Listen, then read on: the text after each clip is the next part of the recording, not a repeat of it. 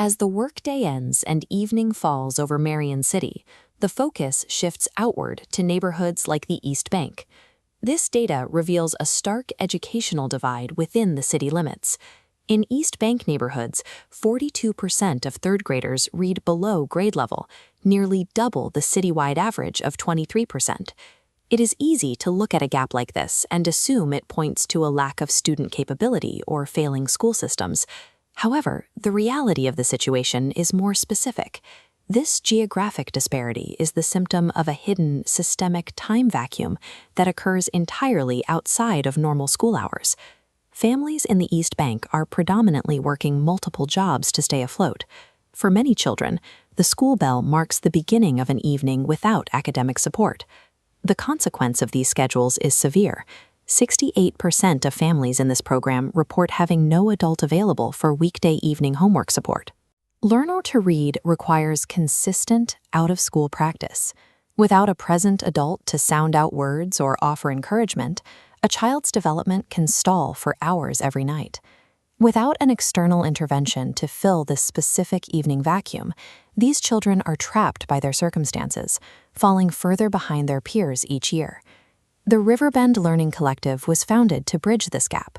Their model is built on a single operating philosophy: the relationship is what moves reading. The program architecture is precise: exactly one volunteer paired with 3 students.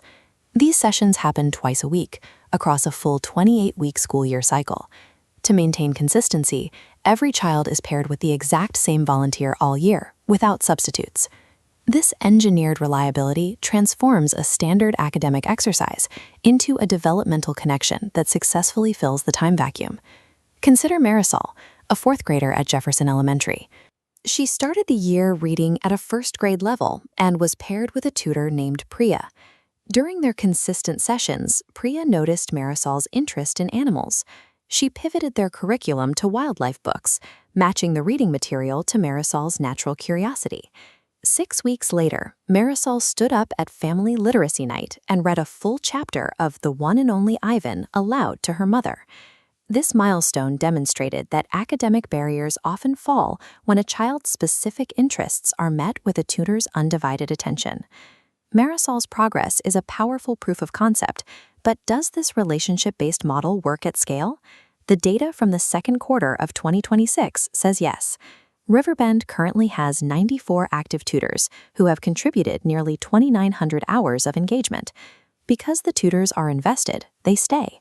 The program maintains a 91% volunteer retention rate. That stability translates directly into student results. Last year, 71% of students improved by at least one reading level, and 38% reached full grade level proficiency. These metrics suggest that Riverbend has built a statistically validated engine for closing the literacy gap. But despite this momentum, the future of the spring semester depends on an immediate funding goal. The Every Reader Ready campaign has raised $52,000 so far, but a $32,700 gap remains. The deadline to close it is November 21st.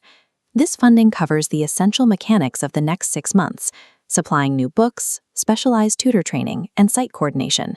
If the goal isn't met, Whitaker Elementary, the program's newest site, will have to cut up to 40 student seats.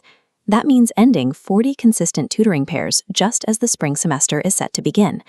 There is a way to bridge this gap immediately. A matching grant from the Orchard Fund will double all new monthly gifts up to $8,000 through the deadline. This is an opportunity to act as the final link in the chain, ensuring these student-tutor pairings remain intact for the rest of the year. You can find the link to contribute in the description.